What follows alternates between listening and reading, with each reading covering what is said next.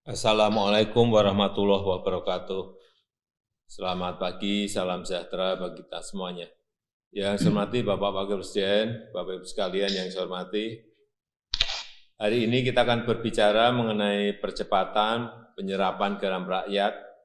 Dari laporan yang saya terima, dua permasalahan utama yang kita hadapi yang terkait dengan penyerapan garam rakyat adalah satu, ini masih rendahnya kualitas garam rakyat, sehingga tidak memenuhi standar untuk kebutuhan industri.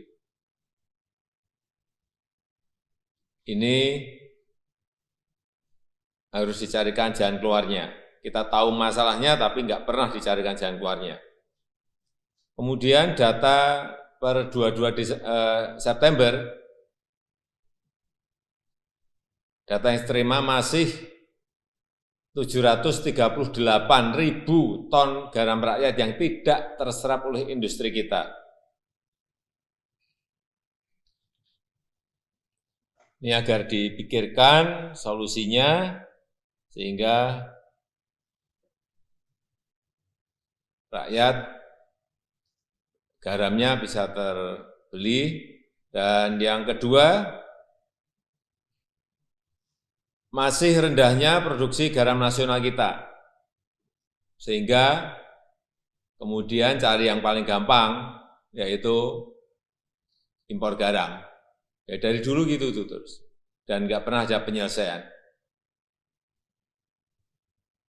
Sebagai contoh, dari kebutuhan garam nasional di tahun 2020 terdapat sebanyak 4 juta ton per tahun, dan produksi garam nasional kita baru mencapai 2 juta ton.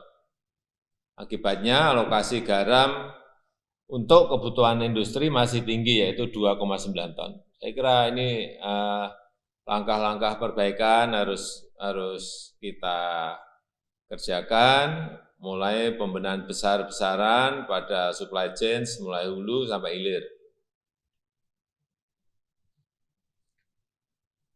Sekali lagi, pertama, perhatikan ketersediaan lahan produksi.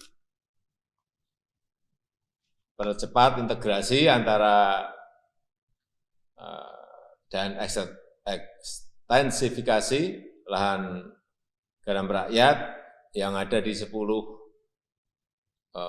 provinsi produsen garam. Ini harus betul-betul diintegrasikan, harus terintegrasi dan ada ekstensifikasi. Kemudian yang kedua, tadi di depan juga saya sampaikan mengenai harus ada upaya betul untuk produktivitas dan kualitas garam rakyat kita. Artinya penggunaan inovasi teknologi produksi, terutama washing plant, harus betul-betul kita kerjakan sehingga pasca produksi itu betul-betul bisa memberikan ketersediaan, terutama dalam gudang penyimpanan. Saya rasa itu mungkin yang bisa saya sampaikan sebagai pengantar. Sekali lagi, persiapan pengembangan hilirisasi industri garam harus betul-betul dikerjakan dengan kemudian mengembangkan industri turunannya. Terima kasih.